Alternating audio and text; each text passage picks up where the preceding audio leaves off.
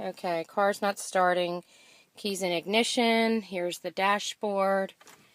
Here I go. This is what happens. Everything flashes, nothing turns on, and I am turning it off. Something electrical is going on, obviously. This is what is... I don't know why it's flashing. It's actually not flashing to me, but in the video it looks like it's flashing.